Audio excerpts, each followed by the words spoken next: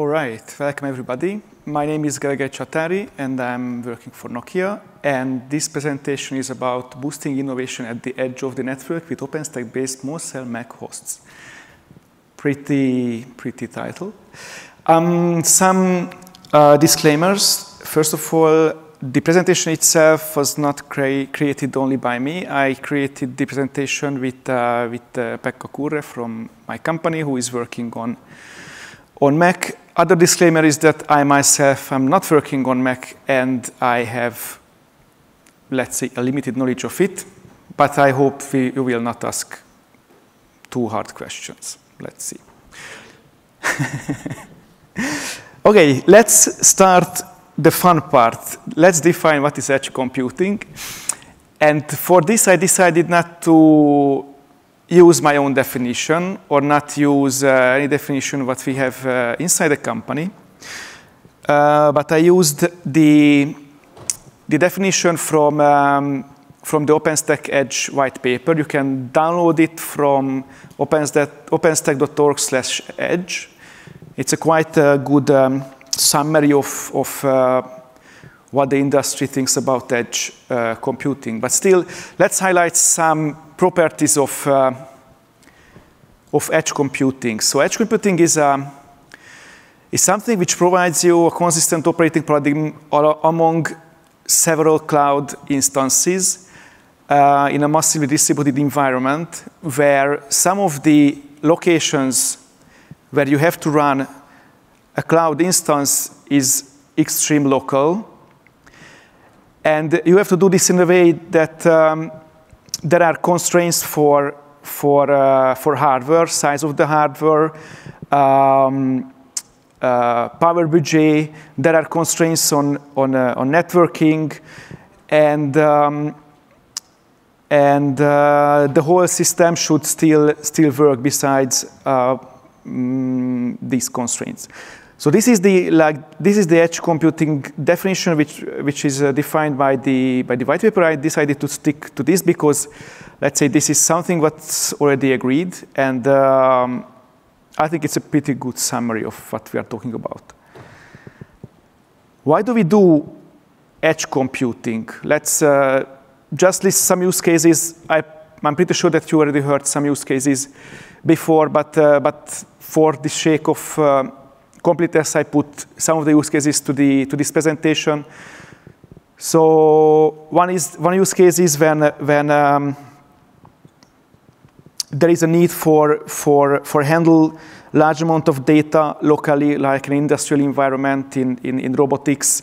There is no point to transfer all the data from a remote factory to a central location, crunch the data, find some results, and send the results back. It's more optimal to do the whole processing of the data on the location, but remove the work of managing the hardware and the software stack from the remote location. So it's still a cloud case, but we do all the processing in the remote location. And this is valid also for like video processing use cases when live video streams are modified on the go. There is no point to stream the video to central location, do some modifications, and send it back. It's also valid for IoT use cases when millions of devices are sending the data, and it's better to have some kind of an aggregation point in the network where the data is pre-processed, and only the useful data is sent to the central location. Of course, self-driving cars is another very good example. So there are all of these diverse use cases. The whole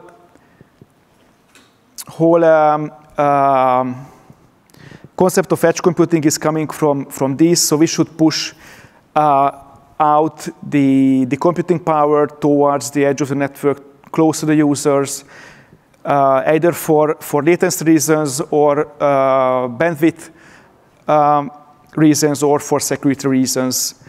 But we still would like to manage the whole cloud from one point, all the cloud instances should be let's say unmanned and managed from a central location.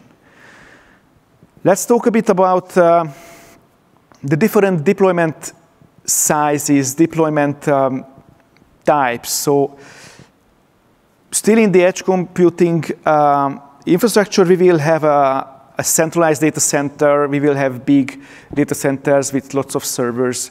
But also we will have smaller and smaller data centers. So this slide is, let's say, this slide shows the situation from a telco's perspective. So in telco networks, we already have the physical faces where we can deploy these clouds. So there will be distributed data centers, which are a bit smaller data centers than the central cloud, but still we are talking about racks and tens or hundreds of servers. There are aggregation points which are a bit more remote, but still, let's say it's a normal hardware.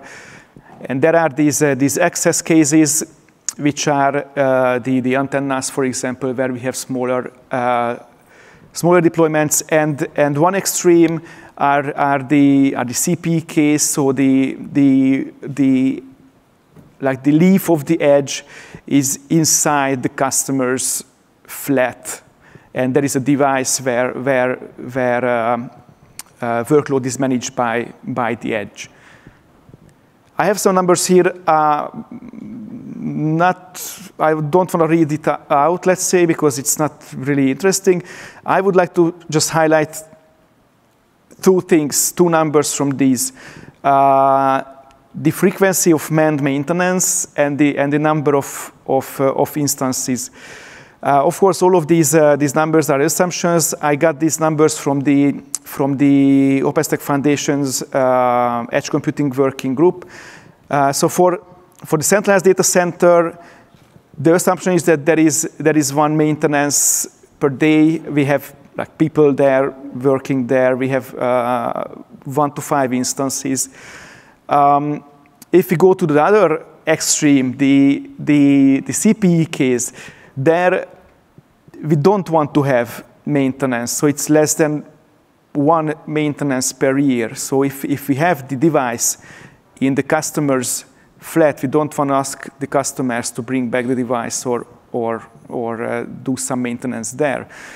But we have very high amount of these devices. So we are here we are talking about I don't know, even millions of devices. So it's very key to make the maintenance of the infrastructure automatic, to make the whole operation of the edge cloud as automatic as possible, even maybe more. All right, so we have now infrastructure. Let's imagine we are done with the edge cloud, but still something is needed to bring in the innovation, to bring the applications on top of the application. There is a need for a framework which is application aware and location aware at the same time, which has standardized APIs to manage the application, and it allows anybody to host and manage the applications and distribute the applications to the right side. And there is a framework for that, or there is an ongoing work to support this. This framework is built in a way that it's location aware. It can use the data of the radio equipment for the location. It has service discovery capability. It's able to steer the traffic to the right location, to the right application, and it has also like a higher level view of the whole edge cloud. So this is designed, and it's designed as a part of an ETSI standardization group called Multi-Access Edge Computing. So it's a common effort of ETSI members. It's a contribution-based work. ETSI MEC is continuously growing, so this means that more and more companies are interested in joining and participate in the work. Currently, it has 80 members. Its architecture is aligned with the ETSI MEC principles. This means that the ETSI MEC group is not reinventing how the infrastructure should be managed, but they are reusing the principles figured out in ETSI MEC. But it focuses on innovation in a sense that it provides these APIs to manage the application. So with ETSI MEC, it's possible for anybody to deploy one's application to the infrastructure. And it has like certain notation of hardware acceleration and so on and so on. So it's designed for low latency applications. So it's possible to implement the applications which are really optimized for edge, like this, I don't know, video streaming applications or these kind of things. So there is this. So there is a standardization body, very nice. There is a bunch of specifications, but we also did some proof of concepts and demonstrations of the power of this technology. There was a demo for video orchestration. So this is the application which enables users to switch live video streams in a football match, so you can view the match from different viewpoints. And this was built based on the MEC principles, so the video streams were aggregated and distributed on site. No video stream were sent back to the EPC during the run of the application. Other case, what is being demonstrated is the augmented reality, where the live video stream is augmented with data. So here, one example is a museum, so you can get data about the artifacts in the museum, and here the metadata is coming from a central server, but applicated to the video stream in the MEC site. So there is no need to overload the mobile network with the video stream. Other case what I mentioned are the IoT networks, and there is a collaboration with Amazon to extend their let's say Lambda capability with their Greengrass solution to the edge.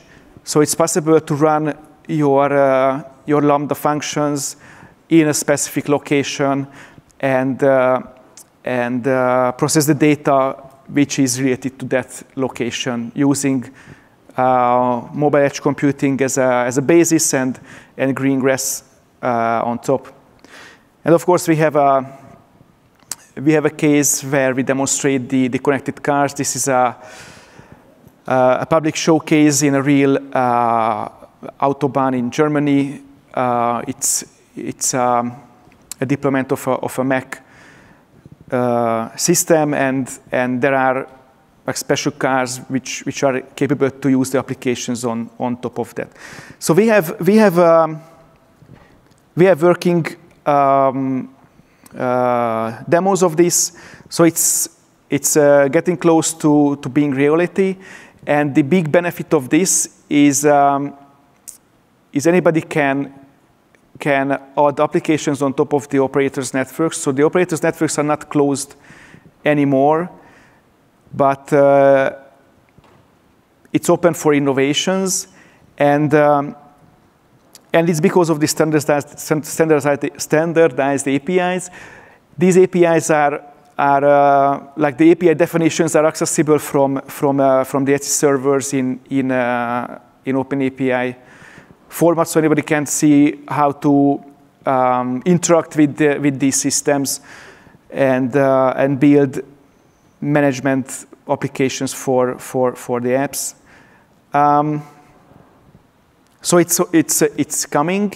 The big question is that where is OpenStack in this whole picture? So what MEC have to do with OpenStack? So the obvious answer, of course, is the infrastructure management. So OpenStack is the like de facto open source solution for cloud infrastructure, and in MEC solutions, it's also used as the edge cloud infrastructure. And there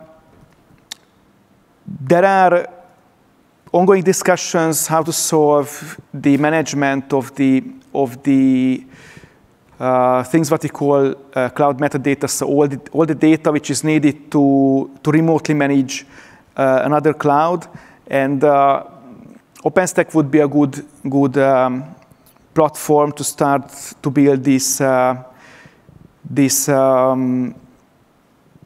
umbrella manager project. So this can be something very similar to Kingbird. So that's an existing OpenStack project, but we should either a bit modify or extend the capabilities of Kingbird. But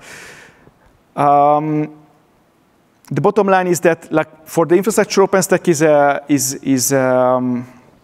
obviously there, and the layers on top of the whole system. We might need some new solutions, and OpenStack